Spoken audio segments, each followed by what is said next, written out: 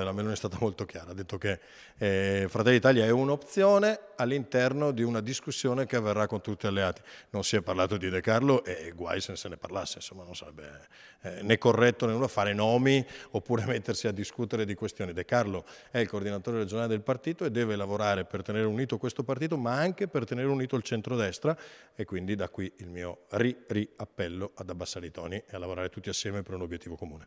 24 ore dopo quella che per molti è stata una blindatura, con Meloni che per la prima volta ha parlato espressamente di opzione Fratelli d'Italia per il Veneto, tocca al coordinatore regionale Luca De Carlo declinare la strategia sul territorio. Nel farlo aggiunge un tassello che dettaglio non è. Dico apertamente che bisogna cominciare a lavorare sul programma e sui programmi. Ciascun partito, Fratelli d'Italia ha già iniziato, e quindi saremo in grado di presentare un programma attrattivo per i veneti, perché poi non basta scegliere il candidato, bisogna anche vincere le elezioni.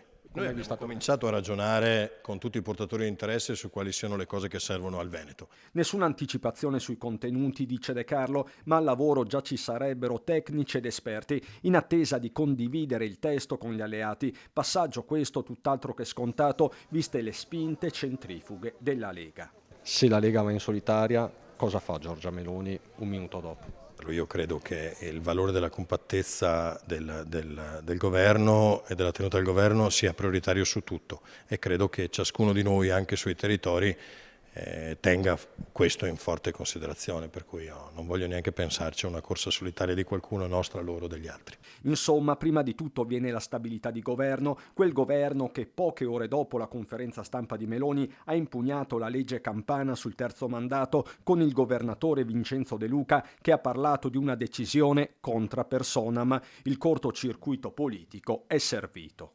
Anche i leghisti della Campania hanno votato contro la legge elettorale di De Luca, quindi nulla di assolutamente insensato. Io credo invece che, stante lo stato attuale, la ricandidatura dei governatori, tra cui Zaia, non è possibile. Si preannuncia quindi una fase quantomeno inedita. Anche perché si aprirà, se non c'è Luca Zaia, comunque una stagione diversa, c'è una stagione di condivisione, perché non ci sarà una vittoria, presumo, senza Luca Zaia così maggioritaria come l'aveva Luca Zaia più la Lega, quindi ci saranno equilibri molto più difficili anche da gestire, ma sicuramente più affascinanti.